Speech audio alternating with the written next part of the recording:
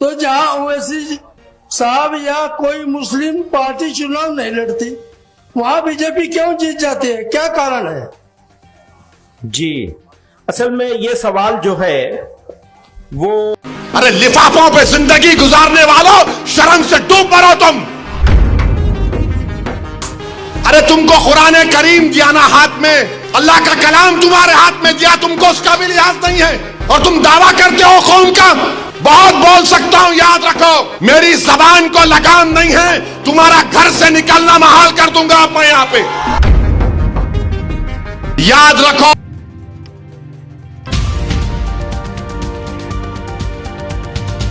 अस्सलाम वालेकुम, आदाब दोस्तों, मैं हूं शम्स सईद और आप देख रहे हैं हर खबर आप तक। दोस्तों, जो खबर आज आपसे साझा करने वाला हूं और शेयर करने वाला हूं वो आपको बता दें कि दो बड़ी हस्तियों से जुड़ी है।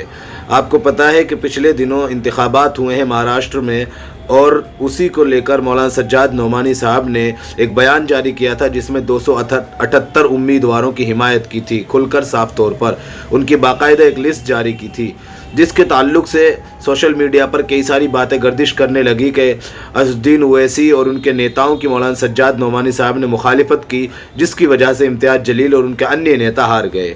जो बहुत कम मार्जिन से भी हारे थे, उनको शिकस्त का सामना करना पड़ा था। वो एक अलग बात है कि वो असल सबब और असल कारण, असल वजह क्या रही, लेकिन अब हार शिकस्त के बाद और इंतखाबात के बाद असदुद्दीन ओवैसी की पार्टी की तरफ से महाराष्ट्र में एक प्रोग्राम मुनक़िद किया गया जिसमें सभी नेताओं ने भाषण दिया। उसमें असदुद्दीन ओवैसी ने कुछ ऐसी बातें कही हैं जिनको लेकर ये सोशल मीडिया पर गर्दिश कर रहा है कि उन्होंने मौलाना सज्जाद नोमानी समेत अन्य जो दीगर बड़े बड़े उलमा हैं और मौलाना हैं उनके खिलाफ सीधे तौर पर निशाना साधा है। उसको लेकर भी हम बात करेंगे, लेकिन दोस्तों उससे पहले हम आपको दिखा देते हैं कि किस तरह से मौलाना महमूद मदनी जो जमीयत उलमा हिंद के सदर हैं, उनसे एक प्रोग्राम में सवाल पूछा गया कि जहां पर असदुद्दीन ओवैसी या कोई मुस्लिम लीडर नहीं लड़ता है तो वहां पर बीजेपी चुनाव कैसे जीत जाती है। उसको लेकर उन्होंने फिर एक बयान दिया है जिसको लेकर फिर से विवाद छिड़ गया है और सोशल मीडिया पर वो बयान लगातार गर्दिश कर रहा है। आप पहले वो सुनिए, फिर असदुद्दीन ओवैसी का जो जवाब बताया जा रहा है कि ऐसे लोगों को जवाब है, अब उसकी सच्चाई क्या है वो तो आप खुद अंदाजा कीजिएगा कि किसको जवाब दिया गया है। मौलाना सज्जाद नोमानी साहब को भी लेकर टारगेट किया जा रहा है, लेकिन आप ये बयान सुनिए और ये मौलाना महमूद मदनी से जो सवाल किया गया है उसका जवाब सुनिए। जी, और कोई साहब है, कोई सवाल है? अस्सलाम वालेकुम। वालेकुम अस्सलाम। हाजी पप्पू वो चिट्ठी से बोल रहा है जी, बोलो। अगर मुस्लिम राजनीति से सांप्रदायिक ताकतें मजबूत होती है तो जहां ओवैसी साहब या कोई मुस्लिम पार्टी चुनाव नहीं लड़ती, वहां बीजेपी क्यों जीत जाती है? क्या कारण है? जी, असल में ये सवाल जो है वो थोड़ा टेढ़ा है और थोड़ा लंबा है। अब इसके ऊपर अगर मैं बात करूंगा तो लंबी बात होगी, नंबर एक। नंबर दो, आपने आदमी का नाम ले लिया। मेरी आदत है मैं आदमी का नाम लेता नहीं हूं। अब सवाल करने वाले नाम ले लेते हैं, मैं जवाब दूंगा तो कहेंगे जी ये तो उनके खिलाफ बोल रहे हैं। एक बात याद रखिए, खिलाफ में और इख्तलाफ में बहुत फर्क है। खिलाफ होना अच्छी बात नहीं है, मनफी बात है, नेगेटिव बात है। इख्तलाफ करना हक है हर इंसान का। हम लोग एक जमीयत के लोग बैठे हुए हैं यहां, हम आपस में भी इख्तलाफ कर सकते हैं और इस इख्तलाफ के नतीजे में कई मर्तबा अच्छी बातें निकल के आ सकती हैं। लेकिन अगर हम एक दूसरे की मुखालिफत करने लगेंगे तो अच्छी बात पीछे रह जाएगी, खराब बात आगे आ जाएगी। पहली बात तो ये समझ लीजिए, यानी इख्तलाफ जरूर होना चाहिए, मुखालिफत हरगिज नहीं होनी चाहिए। मैंने अपनी जिंदगी में किसी की मुखालिफत नहीं की, और अगर की हो और आप याद दिलाएं तो मैं उस मुखालिफत को वापस लेने के लिए तैयार हूं। इख्तलाफ बहुत लोगों से किया है, वो इख्तलाफ उसूलों पर होता है। कहां है वो लोग जो औरंगाबाद में बोले थे इम्तियाज जलील को वोट मत दो? उस समाजवादी पेंडेंट को वोट दो बोले थे, अरे चेहरा दिखाओ औरंगाबाद के अवाम के सामने तुम। अरे लिफाफों पे जिंदगी गुजारने वालों, शर्म से डूब मरो तुम। मेरे घर को आए थे, मेरे घर को आए थे हैदराबाद को, बगैर बोले मेरे घर को आए। मैं वक्फ के बिल की मीटिंग में जा रहा था, पलट मेरा गार्ड फोन करा के साहब इतने लोग आए, मिला।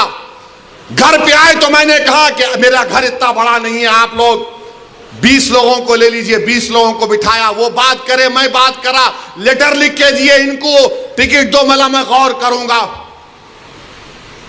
फिर जाने से पहले मैंने एक अल्लाह के वली के अंग्रेजी कुरान का तर्जुमा जो तुर्की का छपा हुआ है, उसकी 4 कॉपियां इन जिम्मेदारों को दिया कि आप मेरे घर को आए, ये एक अल्लाह के वली की कुरान का तर्जुमा है।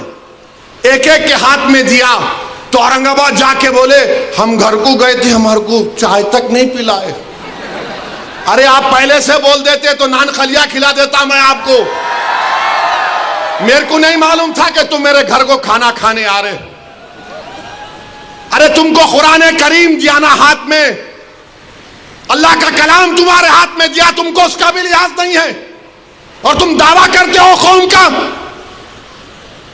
बहुत बोल सकता हूं, याद रखो मेरी जबान को लगाम नहीं है, तुम्हारा घर से निकलना महाल कर दूंगा मैं यहां पे।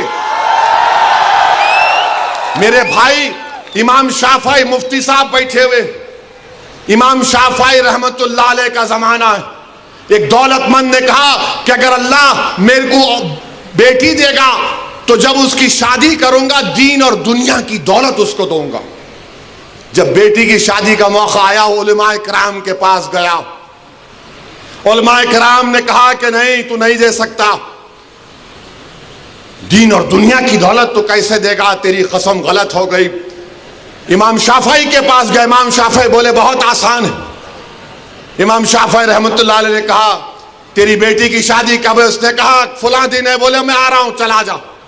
इमाम शाफई पहुंचे, इमाम शाफई रहमतुल्लाह अलैह ने कहा कि आसान है। वो बोला कि हज़रत शादी तो हो गई, क्या है बताओ। बोले कुरान अपनी बेटी को दे दे, दीन और दुनिया की दौलत उसको दे चुका। मैं उनको दिया, 4 कुरान दिया उनको और बोल के दिया कि आप मेरे घर को आए, मुझे पता नहीं है, मैं वकीलों की मीटिंग में जा रहा था, पलट कर आया आपके लिए, ये कुरान करीम का तोहफा आपको दे रहा हूं। अरे तुमको ओवैसी से, मजलिस से नफरत है, मगर कुरान करीम की तो अजमत का तुम लिहाज रख लेते। मैं ये बात इलेक्शन में बोल सकता था मगर खामोश बैठे रहा, मगर आज मजबूरन बोलना पड़ रहा है। याद रखो तुम लोग जो काम कर रहे हो ना, तुम महाराष्ट्र के मुसलमानों को ना सिर्फ कमजोर कर रहे हो बल्कि तुम उनकी आवाज का गला घोट रहे हो। अरे तुम इलेक्शन लड़ो, हम तुम्हारी तायीद करने को तैयार हैं। कब तक तुम ये सियासत करोगे? दोस्तों आपने ये वीडियो सुन लिया जिसमें साफ तौर पर पहले वीडियो में मौलाना महमूद मदनी साहब से किसी ने सवाल पूछा तो उन्होंने नाम लेने पर भी एतराज़ किया और बहुत सारी चीज़ें कही कि बहुत लंबा जवाब है। हालांकि मुख्तसर सा जवाब दिया जा सकता था, कोई ऐसी बात नहीं थी। जैसा कि उन्होंने पिछले एक पॉडकास्ट में दिया था, आपको पता है एक गोदी मीडिया का एंकर था जो जिसमें पॉडकास्ट पर उनके चाहने वालों को पागल, इस तरह की बहुत सारी बातें, और वो वीडियो भी उनको बाद में ये भी कहा गया कि उनको जो है एडिट करके डाला गया है, तरह तरह के इल्ज़ामात लगाए गए। उसके बाद असदुद्दीन ओवैसी का वो बयान सुना आपने जिसमें लिफाफा पर जिंदगी गुजारने वाले और तरह तरह की बातें और निशाना साधा है। अब कुछ लोग इसकी मुखालिफत कर रहे हैं कि इस तरह की बात नहीं बोलनी चाहिए थी, लेकिन कुछ लोग इसकी हिमायत भी कर रहे हैं कि जिस तरह से असदुद्दीन ओवैसी ने जवाब दिया है, ये जवाब देना ज़रूरी था। दरअसल आपको बता दें कि जब से महाराष्ट्र के इंतखाबात हुए हैं कुछ खलिश और कुछ दूरियां पैदा हो गई हैं, ऐसा महसूस होता है। अब देखना यह है कि आने वाले वक्त में इन तमाम तर बातों का असर क्या होता है। वैसे हालात की नज़ाकत और मौका इस बात की इस बात की ज़रूरत है मौजूदा वक्त में कि मुसलमान मुत्तहिद हो जाएं, चाहे उलमा हो चाहे लीडर हों। और तस्वीरों में इतना ही दोस्तों, आगे फिर मुलाकात होगी आपसे किसी ऐसी खबर के साथ। तब तक के लिए जय हिंद, धन्यवाद।